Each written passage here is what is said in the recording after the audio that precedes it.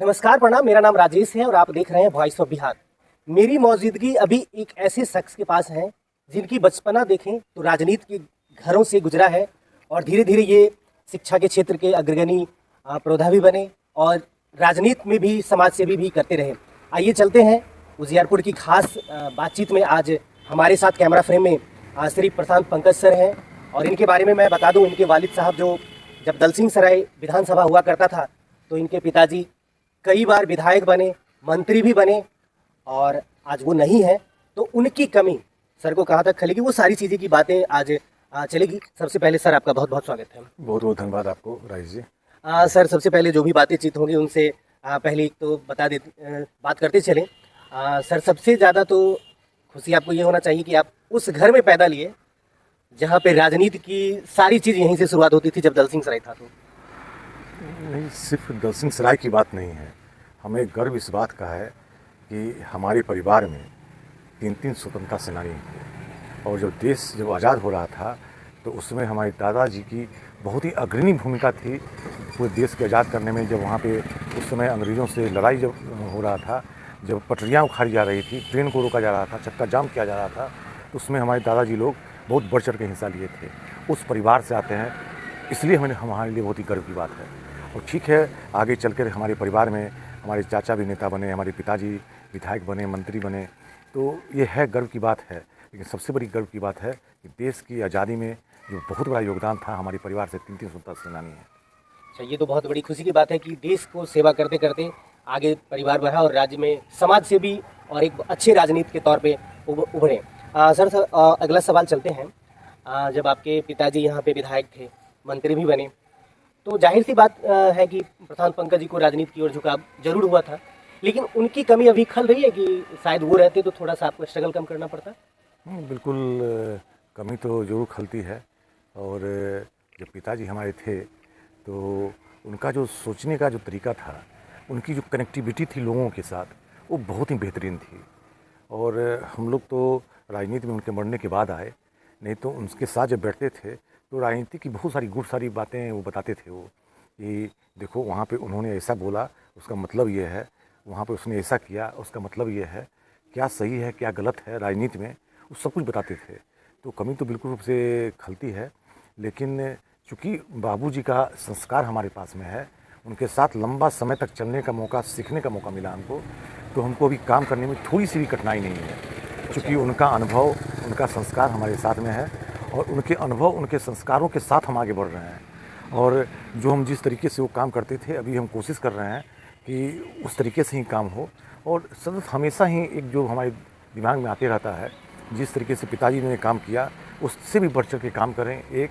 और दूसरा कि और जो उनके अधूरे सपने हैं, जो कुछ वो पूरा नहीं कर पाए, वो जितने ही पीरियड थे उसमें पूरा नहीं कर पाए, उन सारे अधूरे सपने को मैं पूरा करूं, तब जा कर के उनकी आत्मा को शांति मिलेगी। तो उसको इस लेकर के हम बहुत ही गहरे तरीके से अभी हम काम करने के लिए सोच रहे हैं और कर रहे हैं क्षेत्र में। अच्छा, आपको नहीं लगता है कि अगर जब आपके पिताजी जब मंत्री थे, विधायक भी थे, उस समय आपको चुनाव में शायद लॉन्च कर सकते थे, लेकिन ऐसा संभव नहीं हो पाया? इसके पीछे क्या बात? सच मानिए, अगर हमसे आप पूछिएगा तो हम भी, जैसे आम जनता इस चीज़ का विरोध होती है कि भाई नेता का बेटा नेता नहीं हो, तो हम भी पहले इसी ख्यालात के थे। तो जब तक पिताजी हमारे विधायक रहे, मंत्री रहे, कभी हम राजनीति में नहीं आए और कभी इंटरफेयर नहीं किए। कोई चेहरा भी तो कभी भी नहीं। वो चाहते तो सही सवाल आपने किया, अगर वो चाहते तो हमको आगे बढ़ाते और हम चाहते तब हम आगे बढ़ते, लेकिन हमने कभी चाहा नहीं। पिताजी के मरने के बाद जो एक आम लोग जिस तरीके से रोड पे संघर्ष करते हैं, उस तरीके से लगातार हम संघर्ष कर रहे हैं। और हमको विश्वास है कि यहाँ की जनता का आशीर्वाद हमको मिलेगा, और जनता का विश्वास अगर मिलेगा तो जो पिताजी के अधूरे सपने हैं उनको भी पूरा करेंगे। और क्षेत्र का जितना भी बहुत सारा काम सब है जो अधूरा पड़ा हुआ है, जनता का डिमांड है कि हमें यहाँ पे ये नहीं हुआ, यहाँ पे वो नहीं हुआ, उस सारे कामों को हम देखेंगे, कोशिश करेंगे कि पूरा हो। अच्छा, एक सवाल और भी चलते हैं। जब से दलसिंह सराय बना है तो हमने एक विभूतिपुर में एक पॉलिटेक्निक है, तो हमें भी कहीं से जानकारी मिली कि वो पॉलिटेक्निक कॉलेज शायद कहीं और जा रही थी, लेकिन आपके पिताजी उस समय विधायक थे और उनके क्षेत्र में आ रहा था, उनके आसपास आ रहा था, तो मुझे सुनने में आया कि उनकी अहम भूमिका रही है पॉलिटेक्निक कॉलेज को वहाँ विभूतिपुर में स्थापित करने का। शायद ये आपको पता हो? नहीं, ठीक है, जानकारी है। और चूँकि उस समय जिसमें पिताजी हमारे थे राजनीति में, तो बहुत ही उनका मतलब हावी तरीके से वो करते थे। कोई भी काम जो जी, है जी। आक्रामक तरीके से करते थे वो। चाहे फंड लाना हो, सरकार से लड़ कर के योजना को लाना हो, जी। ये सारे काम वो करते थे वो। तो बहुत सारे काम थे जो उन्होंने किए। और ठीक है, जो आपने जो आप संदर्भ बता रहे हैं, जी, जी। तो उनकी भूमिका होगी, बहुत हमें जानकारी नहीं है। चर्चा वो करते थे, तो वो करते होंगे, वो काम करने का तरीका था उनका। इसमें कोई मतलब आप बोल रहे हैं तो जो सच होगा वो। अब चलते हैं, आप जो है राष्ट्रीय लोक मोर्चा के मुख्यालय प्रभारी भी हैं और आपके नेता माननीय उपेंद्र कुशवाहा जी हैं। उनके बारे में चर्चा कर लेते हैं थोड़ा सा। जब नरेंद्र मोदी की सरकार थी तो वो चुनाव मंत्री भी बने केंद्र में। फिर अगला चुनाव आया, उससे पहले वो एनडीए का दामन छोड़ दिए और फिर थोड़ा लग रहा है कि भटक तो नहीं गए थे ऐसा, फिर दोबारा फिर एनडीए के साथ चले गए। देखिए, जो बातें बीत गई उसको दोहराने से कोई फ़ायदा है नहीं। अभी हम ठीक है, अतीत से सीखने की ज़रूरत है। जी। तो अतीत से हम लोग सीख रहे हैं।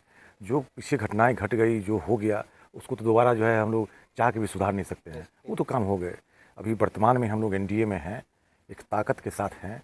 और जिस तरीके से अभी राष्ट्रीय लोक मोर्चा बनी है पार्टी, और पूरे बिहार में लोगों का संगठन बनाने में योगदान रहा है, और जिस तरीके से लोग सहयोग कर रहे हैं, हमारी पार्टी एक मजबूत पार्टी बन के उभरी है। अभी हम लोग एनडीए के पार्टनर हैं, 5 पार्टियां इसमें हैं, उसमें से एक राष्ट्रीय लोक मोर्चा है। हमारे नेता उपेंद्र कुशवाहा जी लगातार पार्टी को बढ़ाने के लिए, संगठन को मजबूत करने के लिए लगे हुए हैं। कई एक कार्यक्रम लगातार हमारे बिहार में चल रहे थे और कई रैलियाँ भी हुई। मुजफ्फरपुर में हुई, वहाँ विक्रमगंज में हुआ, गया जी में हुआ। तो जिस तरीके से लोगों का जो निकल करके रोड से, घर से निकल के रोड पे आ रहे हैं, हम लोग की रैली में आ रहे हैं, नेता को सुनने के लिए आ रहे हैं, वो सब बता रहा है कि पार्टी काफ़ी मजबूत हुई है। और हम लोग मजबूती के साथ हैं, और ये आगामी आने वाले चुनाव में मजबूती के साथ हम लोग चुनाव लड़ेंगे।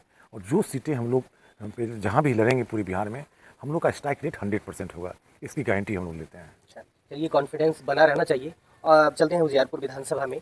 यहाँ पे देखा जाए तो विगत कई वर्षों से यहाँ के जो विधायक हैं, अभी खास करके हम जहाँ भी जाते हैं लोग कहते हैं कि स्थानीय विधायक होना चाहिए हमारा, क्योंकि अभी जो विधायक है उनका दलसिंहसराय में कहीं ऑफिस नहीं है, कहीं कुछ सवाल लोगों का होता है कि उनसे मिलने के लिए जाना पड़ता है कहीं अलग।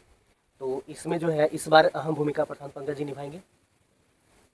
देखिए, जब हम चुनाव लड़ रहे हैं तो हम ये नहीं देखते कि सामने वाले जो हैं क्या काम किए, क्या काम नहीं किए, कितना ताकतवर है, ताकतवर नहीं है।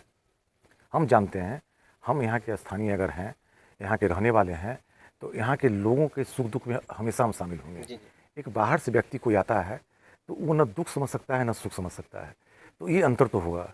और कोई बाहर से आके व्यक्ति आपके घर का जो है निर्माण नहीं कर सकता है, वो कभी विकास नहीं हो सकता। तो यहाँ के स्थानीय लोग, यहाँ के जो डिमांड कर रहे हैं लोग, बहुत सारे यहाँ पे जो संगठन हैं वो आंदोलन कर रहे हैं। तो आंदोलन कर रहे हैं तो यहाँ की भावना है, तभी तो वो आंदोलन कर रहे हैं। तो मेरा भी स्पष्ट मानना है कि अगर यहाँ के लोग रहते, प्रशांत पंकज ना सही कोई और रहता, तो फिर विकास होता। तो इसलिए स्थानीय लोग तो होने ही चाहिए, ये मेरा एकदम स्पष्ट मानना है। इसमें दो राय नहीं है। अच्छा, जब आप क्षेत्र में घूमते होंगे तो ये सवाल तो जरूर लोग करते होंगे कि शायद हमने भूल कर दिया कि स्थानीय को नहीं चुने, ये सवाल आते हैं। एकदम लोग का अभी त्राहिमाम कर रहे हैं पूरे उजियारपुर क्षेत्र में।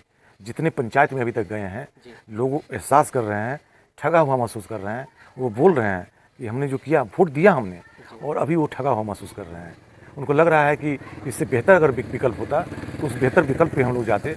लेकिन जो अभी वोट देकर के जो काम होना चाहिए, जो जनता से जुड़ा हुआ कोई मुद्दा है विधानसभा में उठाना चाहिए, वो सारे कोई मुद्दा नहीं उठाया जाता, कोई काम नहीं किया जाता। तो दुख लोगों को तो मलाल तो है, इसमें कोई दो राय नहीं है। अच्छा, आप कुछ दिन पहले एक जदयू का पार्ट हुआ करते थे, तो जदयू का पार्ट होने के बाद फिर एनडीए का ही पार्ट आया, तो आपका जो विचारधारा है वो एनडीए से मिलता जुलता है? बिल्कुल, हम लोग एक ही जगह से।